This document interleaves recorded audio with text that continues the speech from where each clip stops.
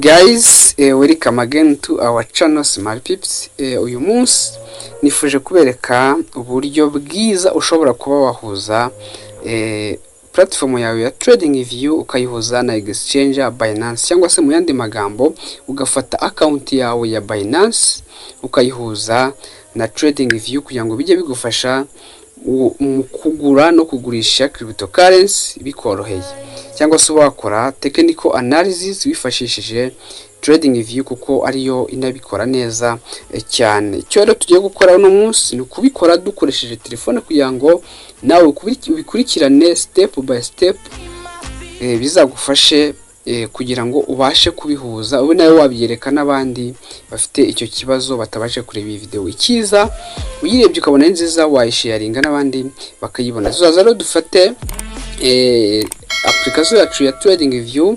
Biradusaba ko dufite application ya TradingView muri telefone, tukagiramo application ya Exchange Binance, tukaba twarakoze KYC kuri account yacu ya Binance. Ubwo no kuba ufite account ya Binance birumvikana ko bikenewe.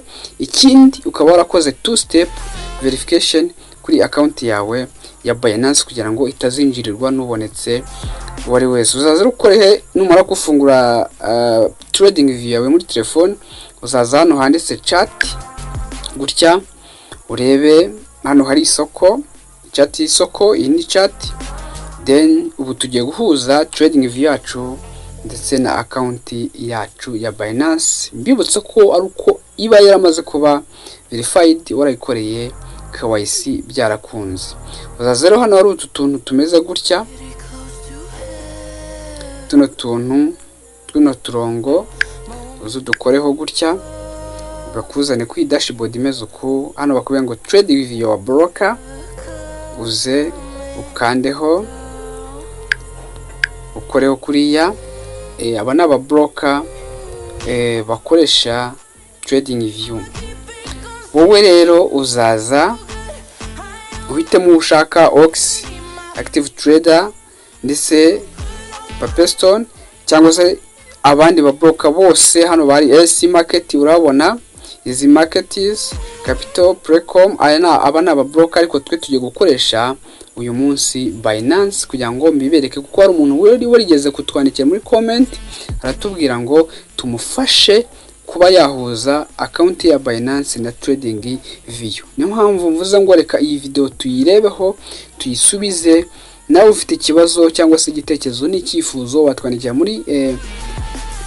muri comment, ubundi ukatubwira ukakitugezaho, tukaba twagufasha kugisubiza mu buryo bworoshye. Tuzaza dukanda hano connect.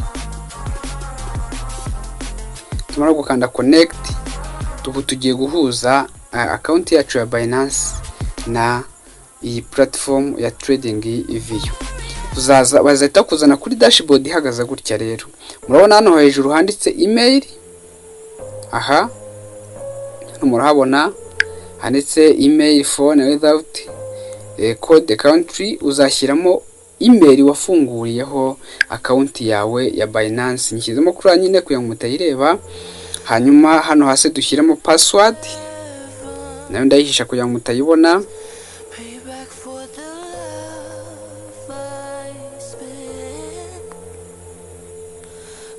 Gutya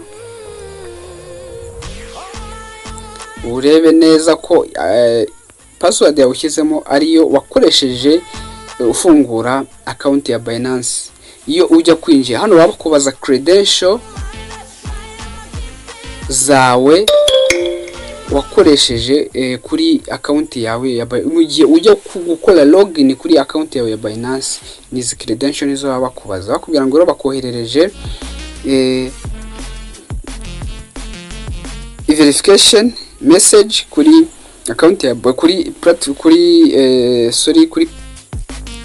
kuri application ya Binance kugira ngo wemeze ko yaba ari wowe ugerageje kwinjira kuri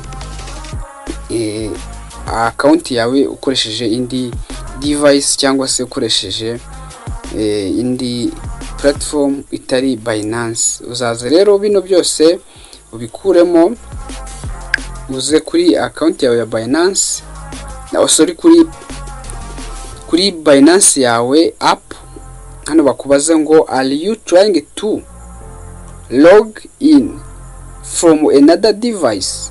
Ese ni wowe waba ugerageje kwinjira muri account yawe ukoresheje ikindi gikoresho?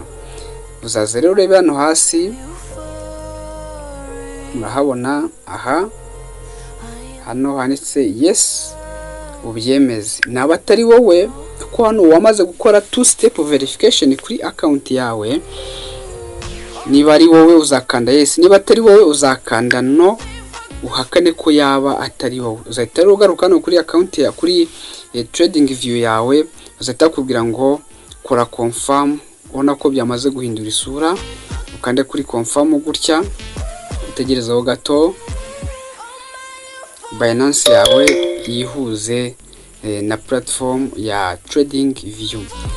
Mwumva ko hano bahise baduhereza notification itubwira ko tumaze kwinjira kuri account yacu ya Binance dukoresheje indi device.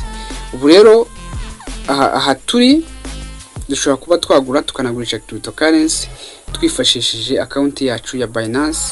Amafaranga ari kuri Binance akaba ari tuzadukoresha hano kuri trading view, nta kundi kuntu tubigenje, nta yindi deposit dukoze. Deposit ikaba ari iriya twakoresheje kuri Binance. Ugize ikibazo nawe watwandikira muri comment. Icyo usabwa hano no gukora subscribe, kuko video zacu zo nakagaruka kandi twiyemeje kubaha inyigisho zibafasha kumva neza no gusobanukirwa ibijyanye n'aya masoko y'ikoranabuhanga, y'aba cryptocurrency, y'aba forex trading, y'aba stock market indices n'andi menshi akorera online, cyane ko akora ibintu byenda gusa, bigenda bitandukana akantu gato gato, ndetse no kubafasha kuyatandukanya nabyo tuzajya tubikora. Rero hari video rero yabanje yerekanaga uburyo bwiza bwo gukoresha trading view, nayibashyiriye muri description, muraza kuyireba. Wikeneye uburyo bwo gutangira gukoresha trading view bikoroheye nk'umupro ukayikoresha wihuse, link yayo iri muri description y'iyi video, ndetse harimo na link ya WhatsApp group ya Smart Pips Academy igufasha kugutoza no kumva no kumenya neza byinshi bibera mu masoko y'ikoranabuhanga. Kandi biba byiza wanakwinjira muri WhatsApp channel yacu ukajya ubona update za buri munsi ducishamo hano kuri Smart Pips, ukagenda usobanukirwa byinshi byo gukora no kugura kuri aya masoko y'ikoranabuhanga. Reka dusoreza aha video zacu nakagaruka. Mukomeze kugira ibihe byiza. Ikibazo, igitekerezo, cyangwa se ko wifuza twakora ibintu neza kurushaho, watwandikira muri comment, ndetse no kutunenga biremewe, tukabireba turebe ibyo twakosora, ubundi tukazabikurikizaho ubutaha. Mukomeze mugire ibihe byiza. Ndabutsa ko technical analysis turakomeje, nuko twabaye ducishemo iyi video nkuko mukunzi wacu yari yabidusabye. Turakomeje ubutaha ni video ya technical analysis nkuko twabyise ururimi rw'isoko, language of the market. So rero ndabakunda cyane, mukomeze kugira ibihe byiza, Imana ibarinde. Bye bye.